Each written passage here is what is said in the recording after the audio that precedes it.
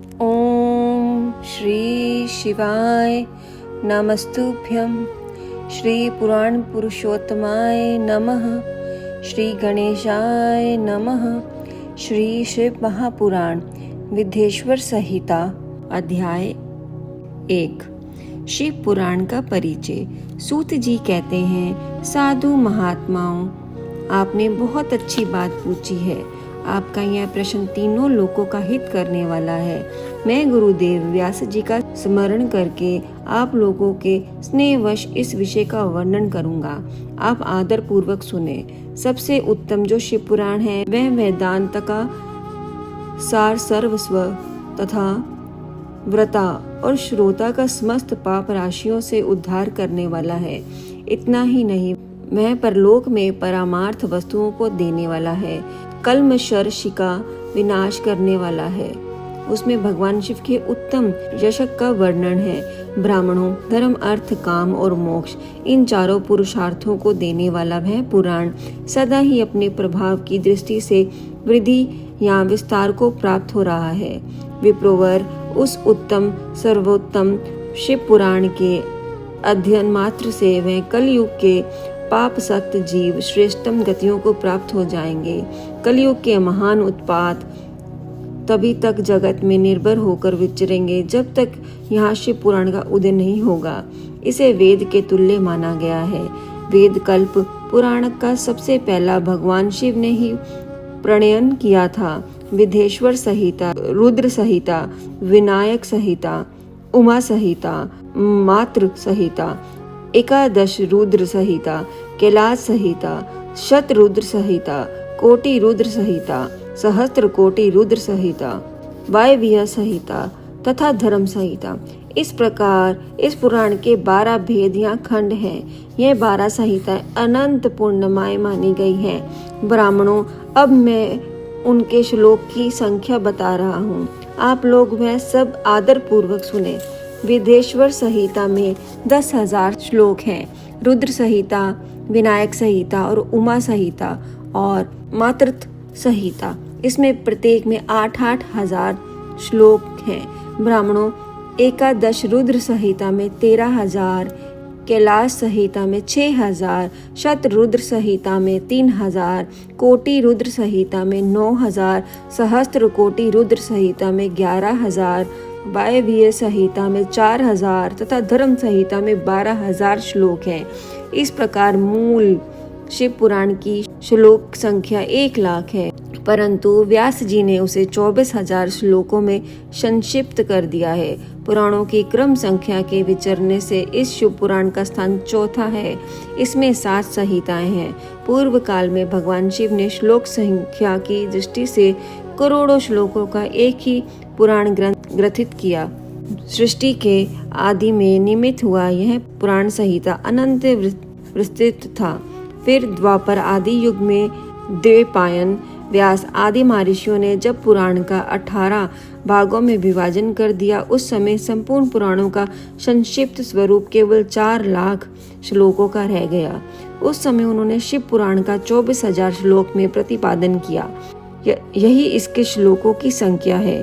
देव, यह वेद तुल्य पुराण 7 संहिताओं में बांटा हुआ है। इसकी पहली संहिता का नाम विदेश्वर संहिता, दूसरी रुद्र संहिता समझनी चाहिए, तीसरी का नाम शत रुद्र संहिता, चौथी का कोटि रुद्र संहिता, पांचवी का उमा संहिता, छठी का कैलाश संहिता और 7वीं का नाम वायव्य संहिता है।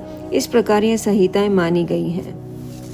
इन 7 संहिताओं से युक्त दिव्य शिव पुराण वेद के तुल्य प्रमाणिक तथा सबसे उत्कृष्ट गति प्रदान करने वाला है।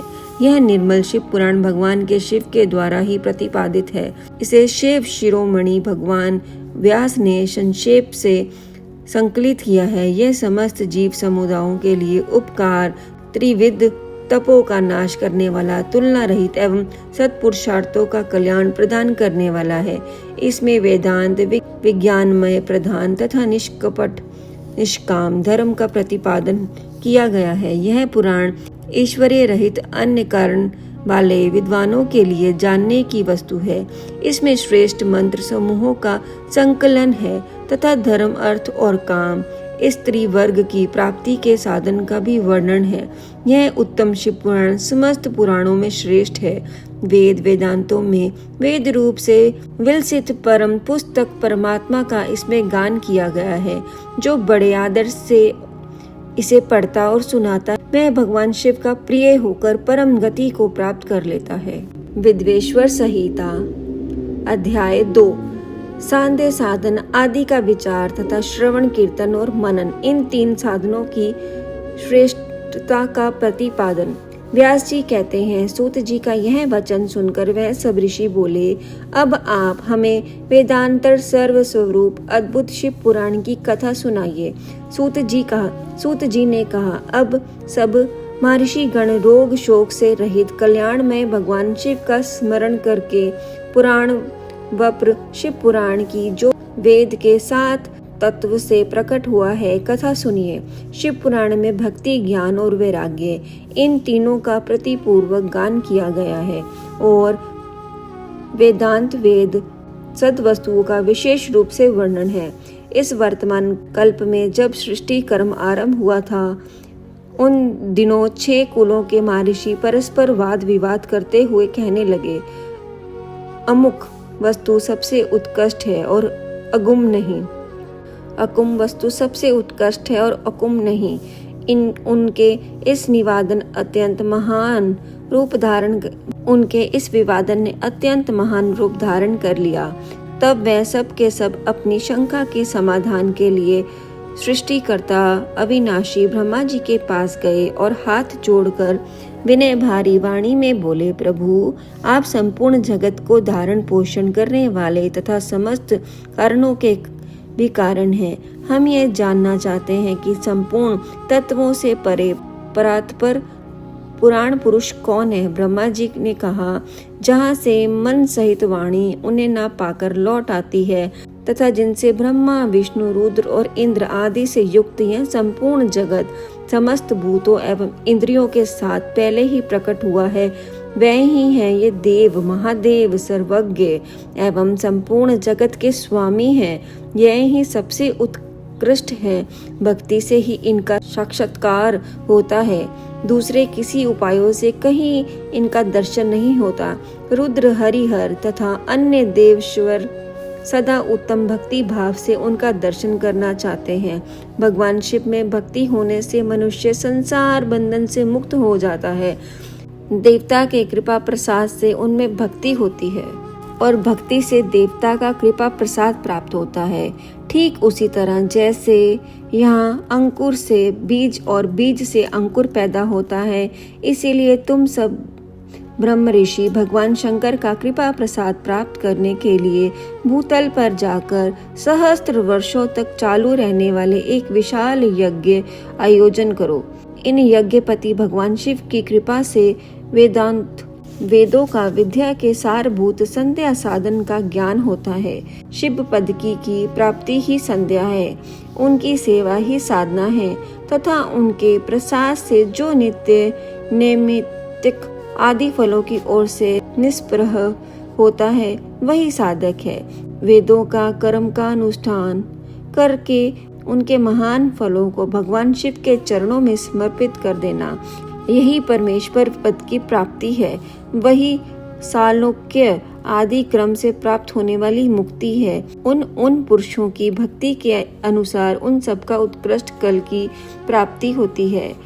उस भक्ति के साधन अनेक प्रकार के हैं जिनका साक्षात महेश्वर ने ही प्रतिपादन किया है।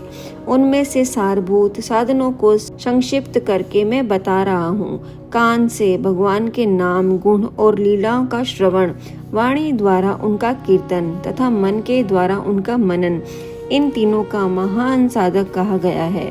तात्पर्य यह है कि महेश्वर का श्रवण कीर्तन और मनन करना चाहिए। यह श्रुति का वाक्य हम सबके लिए प्रमाणभूत है। इसी साधक से संपूर्ण मनोरथों की सिद्धि में लगे हुए आप लोग परम साधकों को प्राप्त हो।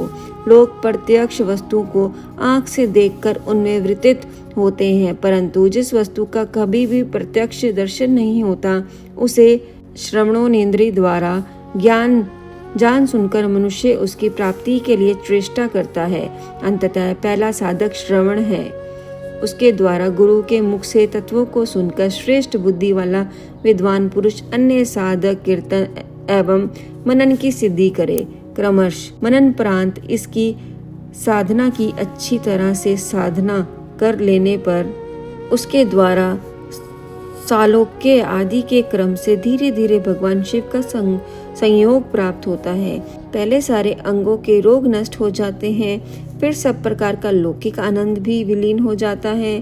भगवान शंकर की पूजा, उनके नामों के जप तथा उनके गुण रूप विलास और नामों का युक्ति परायण चिंतन के द्वारा जो निरंतर परिशोधन या चिंतन होता है, उसी को मनन कहा जाता है। वह महेश्वर की कृपा दृष्टि से उपलब्ध होता है। उसे समस्त श्रेष्ठ साधनों में प्रधान या प्रमुख कहा गया है। सूत जी कहते हैं, मुनीश्वरों, इस साधन का महात्म्य बताने के प्रसंग में मैं आप लोगों के लिए एक प्राचीन वृत्तांत का वर्णन करूंगा। उसे ध्यान देकर आप सुने। पहले की बात है, पराशर मुनि के पुत्र मेरे गुरु व्यास देव जी सरस्वती नदी के सुंदर तट पर तपस्या कर रहे थे। एक दिन सूर्य तुल्य तेजस्वी विमान से यात्रा करते हुए भगवान सनत कुमार अकस्मात वहां जा पहुंचे। उन्होंने मेरे गुरु को वहां देखा। मैं ध्यान में मगन थे। उससे जानने पर उन्होंने ब्रह्मपुत्र सनत कुमार जी को अपने सामने उपस्थित देखा। देखकर वह बड़े वेग से उठे और उनके चरणों में प्रणाम करके मुनि ने उन्हें अर्घ्य दिया और देवताओं के लिए बैठने योग्य आसन भी अर्पित किया। तब प्रसन्न होकर भगवान सनत कुमार विनती भाव से खड़े हुए व्यास जी से गंभीर वाणी में बोले, मुने, तुम सत्य वस्तु का चिंतन करो। मैं सत्य पदार्थ भगवान शिव ही हैं जो तुम्हारे सामने आ खड़े हुए हैं। भगवान शंकर का श्रवण कीर्तन मनन, यह तीन महान साधन कहे गए हैं। ये तीनों ही वेद समस्त हैं। पूर्व काल में मैं दूसरे साधनों के संभ्रम में पड़कर घूमता घामता मद्राचल पर जा पहुंचा। वहां तपस्या करने लगा। तदंतर महेश्वर शिवजी की आज्ञा से भगवान नंदीकेश्वर वहां आए। उनकी मुझ पर बड़ी दया थी। वह सबके साक्षी तथा शिव गणों के स्वामी भगवान नंदीकेश्वर मुझे स्नेह पूर्वक मुक्ति का उत्तम साधन बताते हुए बोले, भगवान शंकर का श्रवण कीर्तन और मनन, ये तीनों साधक वेद सम्मत है और मुक्ति के साक्षात्कार कारण है। यह बात स्वयं भगवान शिव ने मुझे कही है। अंततः ब्राह्मण, तुम श्रवण आदि तीनों साधनों का ही अनुष्ठान करो। व्यास जी से बारंबार ऐसा कहकर अनुगमिये सहित ब्रह्मपुत्र सनत कुमार परम सुंदर ब्रह्माधाम को चले गए। इस प्रकार पूर्व काल के इस उत्तम वृतांत का मैंने संक्षेप से वर्णन किया है। ऋषि बोले, सूत जी, श्रवण आदि तीन साधकों को अपने मुक्ति का उपाय बताया है, किंतु जो श्रवण आदि तीनों साधनों में असमर्थ हो, वह मनुष्य किसी उपाय का अवलंबन करके मुक्त हो सकता है। किस साधनभूत क्रम के द्वारा बिना यत्न के ही मोक्ष मिल सकता है। श्री विदेश्वर संहिता पहला और दूसरा अध्याय समाप्त। ओम नमः शिवाय।